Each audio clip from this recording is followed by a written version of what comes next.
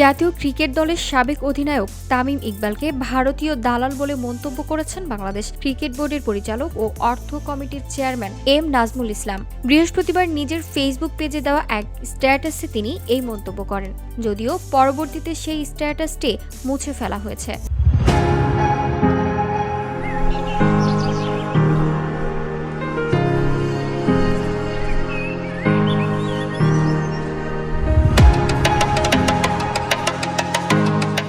তামিম ইকবাল সাম্প্রতিক ঢাকার সিটি ক্লাবে আয়োজিত জিয়া ইন্টার ইউনিভার্সিটি ক্রিকেট টুর্নামেন্টের ট্রফি ও জার্সি উন্মোচন অনুষ্ঠানে গিয়ে বাংলাদেশের বিশ্বকাপ অংশগ্রহণ নিয়ে উদ্ভূত পরিস্থিতি সম্পর্কে কথা বলেন।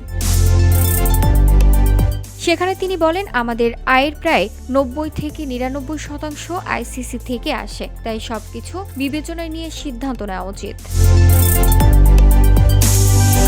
এই বক্তব্যে ও তামিমের ছবি সংবলিত একটি ফটোকার্ড শেয়ার করে এম নাজমুল ইসলাম লেখেন, এইবার আরও একজন পরীক্ষিত ভারতীয় দালালের আত্মপ্রকাশ বাংলার জনগণ দুচোখ ভরে দেখল। পরে তিনি স্ট্যাটাসটি মুছে ফেলেও সামাজিক যোগাযোগ মাধ্যমে এর স্ক্রিনশট ছড়িয়ে পড়ে, যা নিয়ে শুরু হয়েছে ব্যাপক আলোচনা সমালোচনা।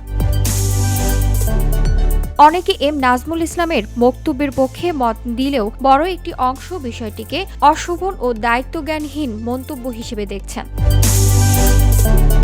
তামিম ইকবাল এ বিষয়ে বলেন, হুটহাট করে সিদ্ধান্ত নেওয়া ঠিক না। তার চেয়েও বড় কথা হলো বোর্ডের ভেতরের বিষয় বাহিরে প্রকাশ্যে এভাবে মন্তব্য করলে অপ্রয়োজনীয় অনিশ্চয়তা তৈরি হয়। বোর্ডের উচিত নিজেদের মধ্যে আলোচনা করে একটি চূড়ান্ত সিদ্ধান্ত নিয়ে সেটি আনুষ্ঠানিকভাবে সবাইকে জানানো।